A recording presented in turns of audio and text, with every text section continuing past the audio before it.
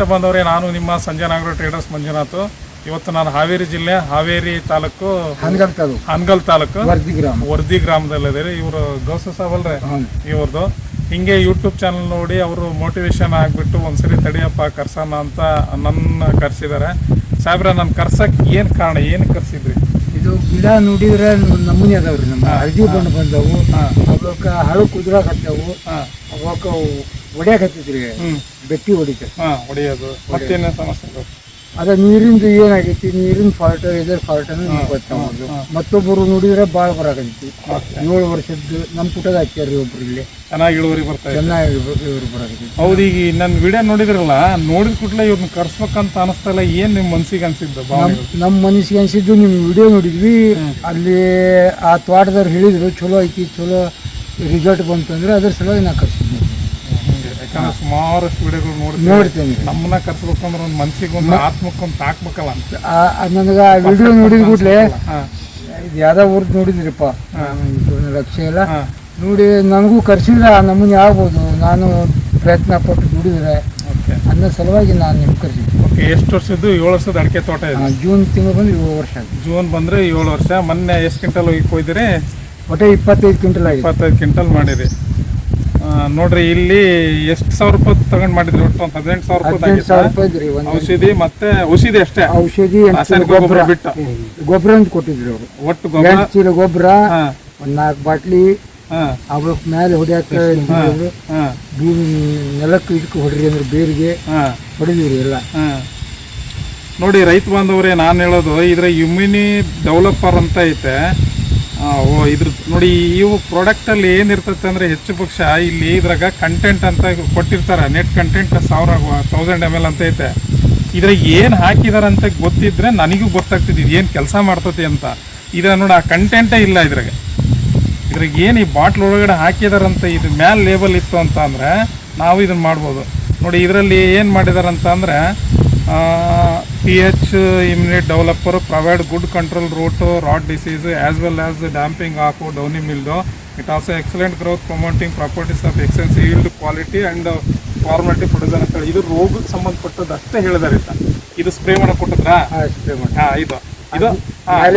ಇದು ನೋಡಿ organic based. ಇದು ಆರ್ಗ್ಯಾನಿಕ್ ಬೇಸ್ಡ್ ಅಲ್ಲಿ ಹೆಚ್ಚಾಗಿ ನಾವು ಏನಂದ್ರೆ ಪರಿಣಾಮಕಾರಿಯಾಗಿ ಶಿಲೀಂಧ್ರಗಳನ್ನ ಹತೋಟಿ ಮಾಡೋದು ತುಂಬಾ ಕಷ್ಟ. ಇದಕ್ಕೆ ಬ್ಯೂಟಿಫುಲ್ ಎಕ್ಸಾಂಪಲ್ ಅಂದರೆ ಈ ವರ್ಷ ಪೆರಿಕಲ್ ಏರಿಯಾ ಶುಂಠಿ ಬರಬ್ಬರಿ ಬಂದ್ಬಿಡ್ತು. ಹೌದಾ? ಶುಂಠಿ ಎಲೆ ಚಿಕ್ಕಿರೋಗಿ ಬರಬ್ಬರಿ ಕಾಡ್ತಲ್ಲ, ಎಲ್ಲ ಹೋಗ್ಬಿಡ್ತು. ಎಲ್ಲೆಲ್ಲಿ ಐತೆ, ಎಲ್ಲ ದೇಶದಲ್ಲಿ ಹೋಗ್ಯದ, ನಮ್ಮ ದೇಶ ಅಂತಲ್ಲ. ಈ ಆರ್ಗ್ಯಾನಿಕ್ ಎಲ್ಲಿ ಹೋಗಿದ್ರು ಅವಾಗ? ಅಂದರೆ ನಾನು ಹೇಳೋದು, ಇವೆಲ್ಲ ಪರಿಣಾಮಕಾರಿಯಾಗಿ ಯಾವುದೇ ಶಿಲೀಂಧ್ರ ಬ್ಯಾಕ್ಟೀರಿಯಾಗಳನ್ನು ಕಿಲ್ ಮಾಡ್ತಕ್ಕಂಥ ಪರಿಣಾಮಕಾರಿ. ಸಣ್ಣ ಪುಟ್ಟ ಇದ್ದರೆ ವರ್ಕ್ ಆಗ್ಬೋದು, ನಾನು ಅದ್ರ ಬಗ್ಗೆ ಹೇಳಲ್ಲ. ನೀವು ಕೊಡೋ ದುಡ್ಡಿಗೆ ಇವು ಅಷ್ಟು ಕೆಲಸ ಮಾಡಲ್ಲ ಅಂತ ನಾನು ಹೇಳ್ತೇನೆ. ಇದು ಯಾವ ಕಂಪ್ನಿ ಅಂತ ಹೇಳಲ್ಲಪ್ಪ, ಅವ್ರು ತಗೊಂಡು ನಾವೇನು ಮಾಡೋಣ. ಬಟ್ ಇದರಲ್ಲಿ ಇವ್ರು ಏನು ಕೆಲಸ ಮಾಡ್ತದೆ ಏನೈತೆ ಅನ್ನೋದು ಹೇಳಿದೆ ನಾನು. ಹಾಗಾಗಿ ಇದು ಅಷ್ಟು ನಿಮಗೆ ಇದಾಗಿಲ್ಲ. ಈಗ ನಾನು ಹೇಳ್ತೀನಿ, ಪೊಟ್ಯಾಶ್ ಬರೋಬ್ಬರಿ ಡೆಫಿಷಿಯನ್ಸಿ ಆಗೈತೆ ಅಂತ ಹೇಳಿದೆ. ಅಂಡ ಕಾಯಿ ಹೊಡಿತೈತೆ. ಬೋರಾನ್ ಕೊರತೆ ಆದ್ರೆ ಆಗ್ತೈತೆ, ಜಿಂಕ್ ಕೊರತೆ ಆದರೆ ಅವ್ರು ಇಲ್ಲಿ ಹಿಡಿದೆ. ಜಿಂಕ್ ಕೊರತೆ ಆಗಿದ್ರೆ ಈ ಗಣ್ಣುಗಳದಾವಲ್ಲ ಇವೆಲ್ಲ ಹತ್ತತ್ರ ಬರ್ತವೆ, ಇಷ್ಟಿಷ್ಟೇ ಬರ್ತವೆ. ಇದು ಇತ್ತೀಚಿನ 1 ವರ್ಷದ ಸಂಶೋಧನೆಯಲ್ಲಿ ಇದನ್ನು ಮಾಡಿದ್ವಿ. ಇದ್ರ ಹಿಂದೆ ಭಾಳ ಕಷ್ಟ ಇತ್ತು ಜಿಂಕ್ ಡೆಫಿಷಿಯನ್ಸಿ ಆದ್ರೆ ಕಂಡುಹಿಡಿಯೋದು. ಈಗ ಕಬ್ಬಿಣದ ಅಂಶ ಕೊರತೆ ಆಗಿದ್ರೆ ಏನಾಗ್ತದೆ, ಹಾಡುಗಳೆಲ್ಲ ಜೋತ್ ಬಿಡ್ತವೆ. ಅದೇ ಅಲ್ಲೊಂದು ತೋರಿಸಿದ್ನಲ್ಲ ಅಲ್ಲಿ ಹಿಂಗೆ ಒಂದೊಂದು ನ್ಯೂಟ್ರಿಯೆಂಟ್ಸ್ ಒಂದೊಂದು ಥರ ಇರ್ತದೆ. ಈ ಆರ್ಗ್ಯಾನಿಕ್ ಕಂಪ್ನಿಯಲ್ಲಿ ಅಷ್ಟು ಹೇರಳವಾಗಿ ಇವ್ರು ಕೊಡೋಕ್ಕಾಗಲ್ಲ. ಇವ್ರು ಏನು ಕೊಡ್ತಾರೆ ಅಂದರೆ ಅದು ಕಾರ್ಬನ್ ಕಂಟೆಂಟ್ ಜಾಸ್ತಿ ಇರ್ತದೆ. ಹ್ಯೂಮಿಕ್ ಫಲ್ವಿಕ್ ಅಂದ್ರೆ ಅವೇ ಕಾರ್ಬನ್ ಮತ್ತು ಪ್ರೋಟೀನ್ ಇರ್ತವೆ. ಅವ್ರ ಕೂಡಲೇ ಸ್ವಲ್ಪ ಹಸಿರಾಗ್ತದೆ, ಚೆನ್ನಾಗಿ ಶರೀರ ಬೆಳೀತದೆ. ಆದರೆ ನಿಮ್ಗೆ ಇಳುವರಿ ಬರ್ಬೇಕಂದ್ರೆ ಮೆಚುರಿಟಿ ಚೆನ್ನಾಗಿ ಬರ್ಬೇಕು, ಗಿಡಕ್ಕೆ ನ್ಯೂಟ್ರಿಯೆಂಟ್ಸನ್ನು ಚೆನ್ನಾಗಿ ಫೀಡ್ ಮಾಡಬೇಕು. ಅದಕ್ಕೆ ಇವಷ್ಟು ನಿಮಗೆ ರಿಸಲ್ಟ್ ಸ್ಯಾಟಿಸ್ಫ್ಯಾಕ್ಷನ್ ಆಗಿಲ್ಲ. ಇದು ನಾನು ಹೇಳ್ತಾ ಇರೋದು. ನೋಡಿ ಇಲ್ಲೇನು ಮಾಡಿರಿ, ಔಷಧಿ ರೋಗನ ತೊಗೊಳ್ರಿ. ನೋಡಿ ಇಲ್ಲೇನು ಮಾಡಿರಿ, ಗೊಬ್ಬರನ ಇಲ್ಲೊಂದು ಹಾಕಿದಿರಿ, ಮತ್ತೆ ಅಲ್ಲೊಂದು ಗುಣಿ ಹಾಕಿದ್ರಿ. ಇದು ಹೇಳ್ರಿ, ಭಾರಿ ಇಂಪಾರ್ಟೆಂಟ್ ಇದು.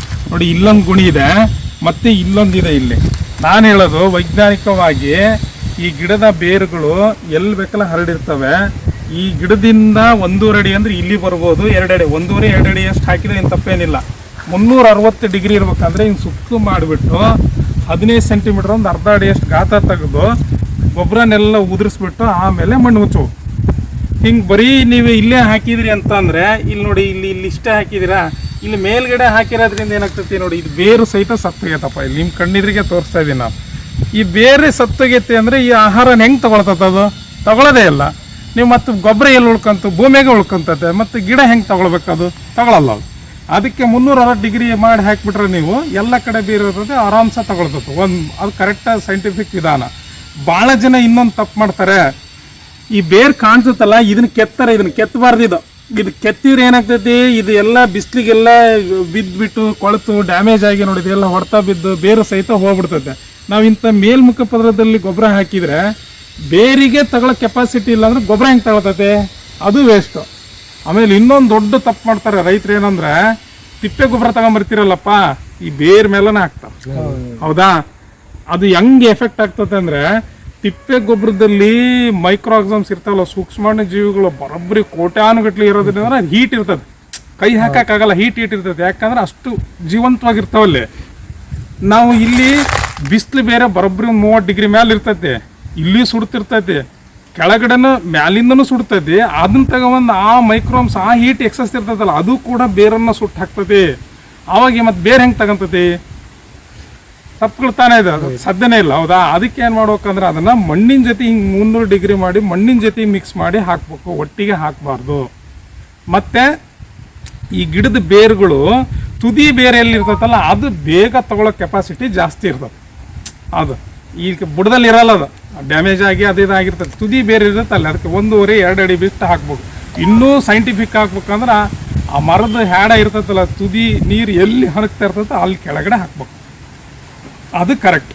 ಮತ್ತು ನಾನು ಇಲ್ಲಿ ಹೇಳೋದು ನೋಡ್ರಿ, ರೈತ ಬಾಂಧವರೇ ಹೇಳೋದು ನೋಡಿ, ಇಲ್ಲಿ ಗೊಬ್ಬರನ ಹಾಕಿರ್ತೀವಿ, ಇಲ್ಲಿ ಚೆನ್ನಾಗಿ ಇದರಲ್ಲಿದೆ, ಇದೆಲ್ಲ ಬೂದಿ ಫಾರ್ಮೇಷನ್ ಐತೆ. ಹೌದಾ?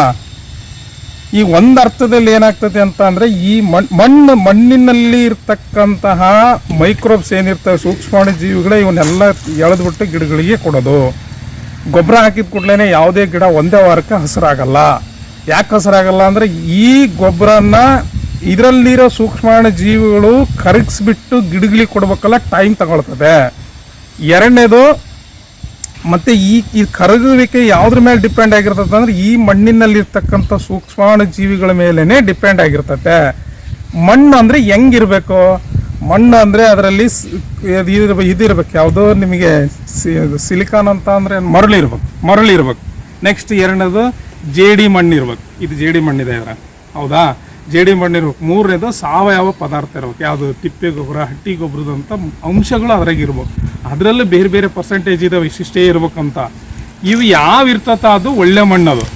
ಕೆಲವೊಬ್ರು ಆ ಮಣ್ಣುಗಳಿಗೆ ಹೋಗ್ತವೆ, ಬರೀ ಗೊಚ್ಚಿರ್ತೈತೆ. ಅದು ಗೊಚ್ಚಿರೋದು ಅಷ್ಟು ಫಲವತ್ತಾಗಿರೋ ಮಣ್ಣಲ್ಲ. ಅದಕ್ಕೆ ಏನು ಮಾಡಬೇಕು? ಗೊಚ್ಚಿದ್ದಲ್ಲಿ ಕೆರೆ ಮಣ್ಣು ತಗೊಬಂದು ಹಾಕ್ತಾರೆ, ಅದು ಜೇಡಿ ಮಣ್ಣಾಗಿರ್ತದೆ, ಮಿಕ್ಸ್ ಮಾಡಬೇಕು. ಆಮೇಲೆ ಸಾವಯವ ಗೊಬ್ಬರ ತಗೊಬಂದು ಹಾಕ್ತಾರೆ, ಅದು ಮಿಕ್ಸ್ ಆಗ್ತದೆ.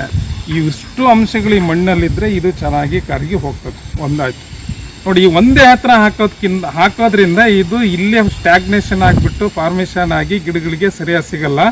ಮತ್ತು ಇದೇ ಗೊಬ್ಬರ ಎಕ್ಸಸ್ ಆಗಿತ್ತು ಅಂದರೆ ಈ ಸರ್ಫೇಸಲ್ಲಿ ಇರ್ತಕ್ಕಂಥ ಬ್ಯಾಕ್ಟೀರಿಯಾಗಳನ್ನು ಅಥವಾ ಶಿಲೀಂಧ್ರಗಳನ್ನು, ಫಲಾನುಭವಿ ಸೂಕ್ಷ್ಮಾಣು ಜೀವಿಗಳನ್ನು ಸಾಯಿಸ್ಬಿಡ್ತದೆ. ಅವಾಗ ಈ ಮಣ್ಣು ಏನಾಗ್ತದೆ? ಸತ್ತೋದಾಗೆ ಒಂದು ಜೀವನೇ ಇಲ್ದಂಗೆ ಆಗ್ತದಲ್ಲ. ಅವಾಗ ಈ ಮಣ್ಣಿಗೆ ಜೀವ ಇಲ್ಲ ಅಂದರೆ ಗೊಬ್ಬರ ತಗೊಳ್ಳೋದು ಕಷ್ಟ. ಅದು ಅದಕ್ಕೆ ಏನು ಮಾಡಬೇಕು? 360 ಡಿಗ್ರಿ ಹಾಕಿಬಿಟ್ರೆ ಎಲ್ಲ ಕಡೆನೂ 2 ಕಾಳು ಬಿದ್ದುಬಿಟ್ರೆ ಅದು ಈಸಿಯಾಗಿ ಮಣ್ಣಿನ ಜೊತೆ ಬೆರ್ತಕ್ತತ, ಬೇರುಗಳು ಬರ್ತಾವ, ತಗೊಂತವೆ. ಇದು ನಿಮಗೆ ಹೇಳ್ತಾರಲ್ಲ, ಹಿಂಗೆ ಮಾಡೋದು ತಪ್ಪು ಮಾಡ್ತಾರಲ್ಲ ರೈತರಿಗೆ, ಅವ್ರಿಗೆ ತೋರಿಸಿ ಹೇಳ್ತಾರದು ನಾನು. ಮತ್ತು ಇದು ಬೂದಿ ಕಲರ್ ಕಾರಣದಕ್ಕೇನು? ಗೊಬ್ಬರಗಳು ಆಲ್ಮೋಸ್ಟ್ ಅಲ್ಲಿ ಪೆಟ್ರೋಲಿಯಂ ಪ್ರಾಡಕ್ಟ್ ಅವು ಯಾಕೆ ಹೋಗ್ತಕ್ಕಂಥ ಉತ್ಪನ್ನಗಳು. ಮತ್ತು ಅದರ ರೆಸಿಡ್ಯೂಸ್ ಇರ್ತತ್ತಲ್ಲ ಕೆಲವೊಂದು, ಆ ಪೆಟ್ರೋಲ್ ಜೊತೆಗೆ ಬೇರೆ ಬೇರೆ ಏನೇನು ತೊಗೊಂಡು ಮಾಡಿರ್ತಾರಲ್ಲ ಅವು ಹಿಂಗೆ ನಮಗೆ ಬೂದಿ ಕಲರ್ ಕಾಣ್ತದೆ. ಇನ್ನೊಂದು ರೀತಿಯಲ್ಲಿ ಈಗ ನೋಡಿ, ನಾವೇನು ಮಾಡ್ತೀವಿ? ಫಾಸ್ಫರಸ್ ತಗೊಳ್ತೀವಿ ನಾವು. ಯಾವುದು? ರಂಜಕ ಇರ್ತಕ್ಕಂಥ ಗೊಬ್ಬರಗಳು ನೀವು ಭಾಳ ಉಪಯೋಗ ಮಾಡ್ತೀರಿ. ರಂಜಕ ನಾನು ಹೇರ್ ಒಳಗೆ ಹಾಕಿಬಿಡ್ತೀನಿ. ಆ ರಂಜಕ ಹೇರ್ ಒಳಗೆ ಹಾಕಿದಾಗ ಏನಾಗ್ತದೆ? ಹೆಚ್ಚಿಗೆ ಹಾಕತ್ತಲ್ಲ ಗಿಡಕ್ಕೆ, ಎಕ್ಸಸ್ ಗಿಡಕ್ಕಿಂತಲೂ ಹೆಚ್ಚಿಗೆ ಆಗ್ತವೆ. ನಾವು 20 ಗ್ರಾಮ್ನಷ್ಟು 6 ತಿಂಗಳಿಗೆ ಒಂದ್ಸತಿ ರಂಜಕ ಕೊಟ್ಟರೆ ಸಾಕು.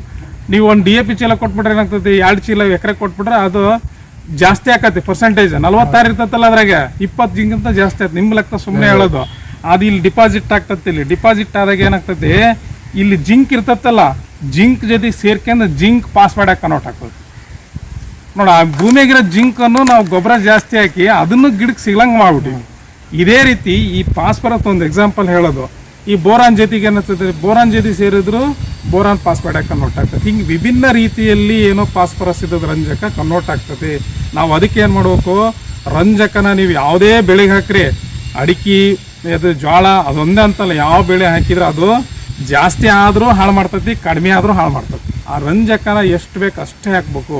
ನೀವು ಮಣ್ಣು ಪರೀಕ್ಷೆ ಮಾಡಿಸಿಬೇಕಾರೆ ರಂಜಕನೇ ಜಾಸ್ತಿ ಬರ್ತೈತಿ. ನೀವು ಒಂದು ಹೆಕ್ಟರಿಗೆ 22ರಿಂದ 54 ಸ್ಕೇಲ್ ಇರಬೇಕು. ನಾನು 100-150 ಇರೋ ನೋಡಿದ್ದೀನಿ. ಯಾಕೆ, ಬರೀ ರಂಜಕ ಇರೋ ಗೊಬ್ಬರ ತಗೊಂಡೋಗೋದು ಹಾಕೋದು, ಗೊಬ್ಬರ ತಗೊಂಡೋಗೋದು ಹಾಕೋದು.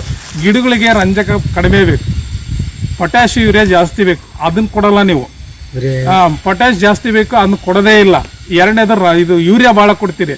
ಯೂರಿಯಾ ಅಂತ ಪ್ಯೂರ್ ಪೆಟ್ರೋಲಿಯಂ ಪ್ರಾಡಕ್ಟ್. ಬೇರೆ ಗೊಬ್ಬರ ನೀವು ತೆಗೆದ್ರೆ ಕೈ ಆವಿ ಆಗೋದು ಸುಡ್ತಿರ್ತದೆ, ಹಂಗೆ ಹಿಂಗೆ ಆವಿ ಆಗೋದು ನಿಮ್ಗೆ ಕಾಣ್ತದೆ, ಪೆಟ್ರೋಲ್ ಥರ ಅದು. ಹೌದಾ, ನೀವು ಒಂದು ಚೀಲ ಮೂಟೆ ಯೂರಿಯಾ ತಗೊಂಡ್ರೆ ನೀವು ಅದ್ರಲ್ಲಿ ಎಷ್ಟು ಬರ್ದಿರ್ತಾರೆ, 46% ಬರ್ದಿರ್ತಾರೆ. 100 kgಗೆ 23% ಅಷ್ಟೇ ನಮಗೆ ಗಿಡಕ್ಕೆ ಒಂದು ಚೀಲದಲ್ಲಿ ಸಿಗೋದು. 46ರಲ್ಲಿ 2 ಮಾಡಿದ್ರೆ 23 ಅಲ್ವೇನ್ರಿ? ಆ 23ರಲ್ಲಿ ನಾವು ಭೂಮಿಗೆ ಚೆಲ್ತೀವಲ್ಲ, ಆವಿಯಾಗಿ ಕೆಲವೊಂದು ಭೂಮಿಯಾಗೆ ಉಳ್ಕೊಂಡು ಹಾಳಾಗಿ ಎಲ್ಲ ಸೇರಿ 9% ಅಷ್ಟೇ ಗಿಡ ಸಿಗೋದು.